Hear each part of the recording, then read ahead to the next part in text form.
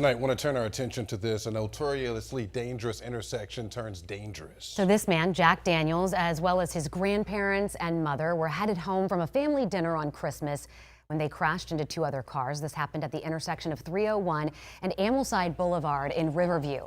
Jack was the only member of his family to survive. Tonight, in a conversation you will only see on 10 Tampa Bay, Jack remembers his loved ones as he sits down with our Hannah Deneen. On Christmas Day, of all days, that was the one day I never thought anything bad would happen in my life. And for three of my family members to go, closest family members, I'm in this all alone now. Jack Daniels' world centered on his mother, Shelly Daniels, and grandparents Lynne and Bill Firth. I don't know what to do without them. They were my everything. Shelly adopted Jack when he was 3. A soul connection. Jack says she was the most generous, caring person he's known. She was a beautiful character. She was a widowed mom who raised 2 kids.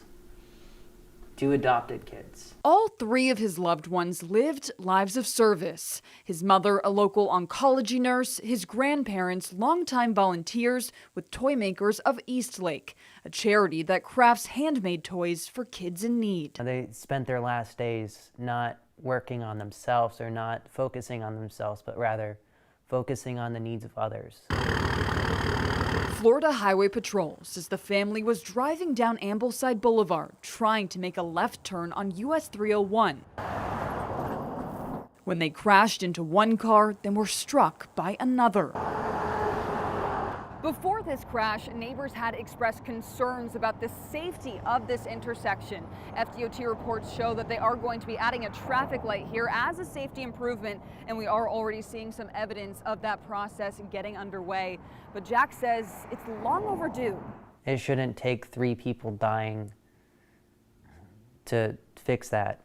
It should have been done before. While Jack says the holidays will now always be a grim reminder of what he's lost, I haven't turned this tree on since Christmas Day.